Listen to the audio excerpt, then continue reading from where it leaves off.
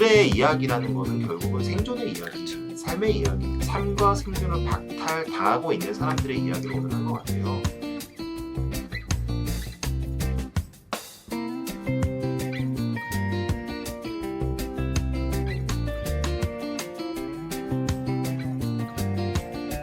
네, 여태까지 서한지구 얘기를 좀 했어요. 근데 사실은 제가 가자지구 얘기를 하는 걸 나중에 아껴둔 이유가 가자지구는 물 자체가 많이 부족할 뿐더러 오염도 많이 됐다라고 이야기를 하더라고요. 가자지구 상황, 물이 정말 어느 정도로 오염이 되어 있나요? 가자지구는 수치로 말씀을 드리면 돼요. 이건 그냥 숫자 몇 개면 딱 이해가 갈 수 있어요. 우선은 첫 번째 숫자는 97이라는 97. 숫자. 네, 97. 97이라는 숫자는 뭐냐면 사용하고 있는 물의 97%가 식수로 사용할 수 없다라는 걸 얘기해요. 대부분의 물이 네, 마실 수 그렇죠. 없다. 다 거의 쓰는 물은 사용되는 물 자체가 식수로는 부적합하다. 그 다음에 26이라는 숫자가 또 등장하는데 26이라는 숫자는 그 가자지구에 어린이들이 있잖아요. 네. 그 아이들이 이제 질환에 걸린단 말이에요. 소화질병. 근데 그 소화질병의 26%는 다 수인성 질환이에요. 그러니까 물로 인한 어떤 세균 감염이라든지 네, 그렇죠. 콜레라 등등등. 네.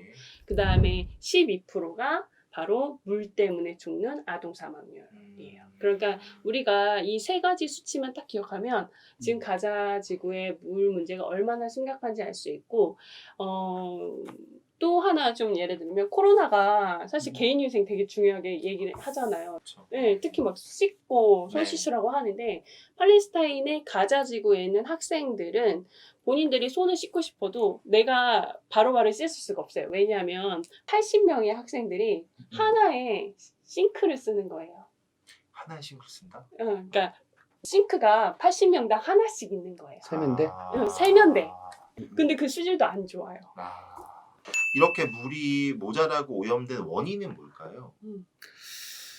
진짜 가자지구는 심각하고요. 그 오염도 아까 말씀한 것처럼 97%가 식수로 못 쓴단 말은 대부분의 사람들이 물을 사먹는 얘기가 되겠죠. 네. 원인이 뭐냐고 하면 사실은 이거는 대단히 이스라엘과의 관계 때문이라고 확정할 수 있을 것 같아요.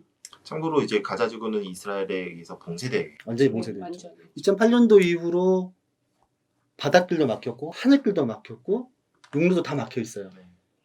그리고 막히다 보니까 사람들이 짚을 수가 없다고 그랬잖아요. 네. 그 지하수밖에 없는 거고 그러면 이제 밑을 뚫을 수밖에 없는 거고 지하수는 좀 제한되어 있는데 계속 파내니까 바로 옆에 이제 바닷가 지중해잖아요.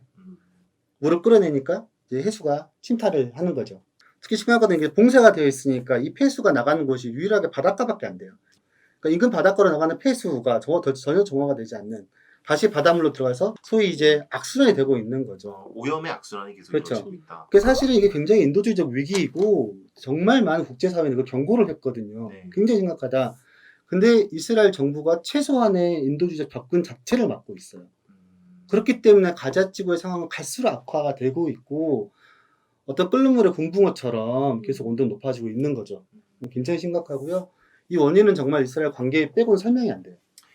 우리 가자지구 이야기를 하고 있는데 이 질문이 좀 의문일 수는 있을 것 같은데 지금도 이미 재앙 상황인데 서한과 가자의 물 부족 현상이 지금과 같이 이어지게 될 경우에는 정말 재앙 상황이 벌어질 것 같은데 어떻게 예상하세요? 정말 재앙 상황이 이미 벌어진 데다가 코로나19가 겹치면서 더 취약해지겠죠. 저는 가장 걱정되는 건 우선 우리가 어느 곳에도 아이들은 지키자라고 얘기하는데 거기 아이들이 안 그래도 취약한 그 상황에서 더 많은 위험에 노출될 확률이 확실히 높아졌고 그리고 가자지구뿐만 아니라 서한지구도 마찬가지로 특히 가자지구는 계속 그렇게 이어지다 보면 어느 순간 정말 사람들이 그 물로 인해서 자신의 건강을 다 잃어버리게 되고 또 자신의 생활을 영위해 가기 위해서 물을 사는 비용이 또 필요하잖아요. 안 그래도 빈곤한데 물로 인한 지출이 늘어나면 더 많이 빈곤해질 것 같고 가자 같은 경우에는 제가 수치를 보니까 20%인가요? 30%인가를 물구매 극빈층임에도 불구하고 물구매 사용한다고 이렇게 들었어요. 그럴 것 같아요. 이동환 팀장님은 어떻게 좀 전망하세요? 제가 이제 팔레스타인에 처음 갔을 때 2006년도였고요. 네. 작년까지 갔으니까 그들은 쭉 관계를 맺고 여러 차례 방문했던 것 같아요. 그러니까 워낙 처음 갈 때나 지금이나 팔레스타인에 알려져 있는, 물론 한국에서는 잘 안 알려졌지만 국제에서 알려진 것들이 주로 정치적인 안보적 문제예요. 네. 전쟁을 하거나 아니면 뭐 이쪽에서 뭐 테러를 하거나 뭐 공격을 하거나 뭐 시위를 하면 총을 쏘는 이런 게 도배가 되잖아요. 물론 심각한 문제이긴 해요. 지금도 자유가 없으니까. 근데 제가 여러 차례 방문해서 느꼈던 것들은 점점 더 물에 대한 불만들, 물에 대한 문제기가 높아지고 있더라고요. 그리고 이게 이제는 임계점에 왔다. 가자 쪽 임계점에 왔다. 이 임계점이 어떻게 폭발할지는 사실은 상상하기조차 어렵죠. 그들이 정말로 다 절멸할 수도 있을 수도 있고, 아니면 그들이 정말로 다 순교할 수도 있고, 가장 우려하는 것들은 정말로 이게 극한의 대치로 갈 수도 있는 거고요. 공기와 물은 없으면 살 수가 없고, 사실 한국은 중동 지역에서 크게만 영향을 미치지는 않죠. 이기적으로 생각을 하자면 그쪽의 평화를 우리도 간접적으로 바라고 있고, 그게 뭐 석유랑 연결될 수도 있고 뭐. 하지만 그쪽에서의 분쟁의 원인들이 더 이상 외교적 정치적으로만 가지는 않겠다. 물에 대한 문제는 가자는 이미 임계점을 찍었고, 서한 지구도 지금 상태면 계속적으로 불만과 어려움들이 고조가 되죠. 그러면 그들이 선택할 수 있는 방법이 무엇일까라고 고민을 하면 분명히 그는 갈등과 폭력으로 표출이 될 거고, 그거는 그쪽의 지역에 살지 않는다 하더라도, 우리 입장을 하더라도 전체적으로 우리의 평화, 우리의 안전, 이 지구의 안전이 위협받을 수 있다. 그래서 굉장히 심각하고 어떻게든 타결을 해야 된다 라고 생각을 합니다. 저는 사실은 되게 간단하게는, 그러니까 되게 단순한 생각이었는데 3차 인티파다, 그러니까 민주항쟁 정도가 들불처럼 일어날 수 있겠다. 근데 그 수준이 아니라 정말 생존을 위협받기 때문에 폭발할 수 있다. 사람들의 분노가. 이렇게 정리를 해주셨고요. 자, 우리 여태까지 코로나19 상황에서 팔레스타인에 이어져 오는 그 물 부족 현상이 그 현지를 살고 있는 사람들의 삶을 더 어렵게 하고 있다는 이야기를 쭉 했어요. 그러면 우리가 이거를 멀리에서 관망만 하고 있고 큰일 났네, 인도주의적으로 큰일 났네 라고만 이야기를 할 것이냐, 혹은 대안을 좀 논의해 봐야 오늘의 자리가 좀 의미가 있을 거 아니에요. 그래서 대안을 좀 우리 생각해 볼게요. 가자 지구에서만큼은 정말 정치적 외교적으로 접근해서는 안 된다고 생각해요. 인도주의적 지원을 한다라고 하잖아요. 그거 인도주의적 지원이라는 것은 정치적 외교적인 거 다 빼고 그쵸? 정말 정치적인 거 다 휴머니즘에 입각하여 지원을 하겠다는 건데, 지금 가자는 누구나 이야기해요. 인도주의적 제안이라고. 그런데 왜 우리는 자꾸 가자를 인도주의적을 빼고 접근을 하는지 모르겠어요. 그래서 한국도 인도주의적 지원 많이 하거든요. 그리고 펀드도 있잖아요. 저는 그래서 한국도 조금 가자에 대해서는 인도주의적 지원을 해야 한다라고 생각을 하고 할 수 있다고도 생각해요. 네. 우리나라 정부 기구가 코트란가요? 그 코이카가 네. 지금 서한지구에는 네, 있죠. 서한지구 사무소가 팔레스타인에 사무소가 있거든요. 네. 그래서 각 가정에, 그러니까 물이 잠깐이라도 들어오면 물탱크로 막 올리잖아요. 그러니까 그것을 올릴 수 있는 펌프를 할 수 있는 그 태양광 패널이라도 뭐 설치를 해준다던가, 아니면 그 아프리카나 이런 물 문제가 심각한 곳들 때문에 나와 있는 간이 정수기 같은 게 있어요.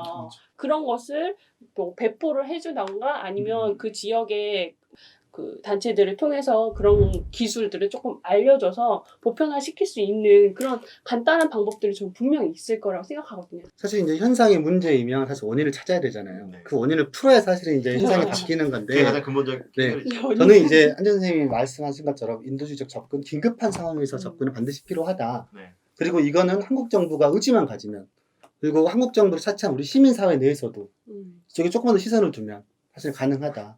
액션이 필요할 때다. 정부와 한국 시민사회에 대한은 바로 그것을 쳐다보고 사태 심각성을 깨닫고 지원을 하면 되는 것 같아요. 더불어서 반드시 필요한 것들은 물론 한국도 이제 물 부족 문제가 많고, 물을 이제 더 이상 맘대로 써서는 안 되고 재사용도 하고 정수도 하고 이런 방법, 그러니까 팔레스타인 자치정부가 가져야 할 정책을 좀 수정을 하고 좀 더 자연 친화적으로 물 좀 사용할 수 있게끔, 효율할 수 있게끔 정책을 해야겠죠.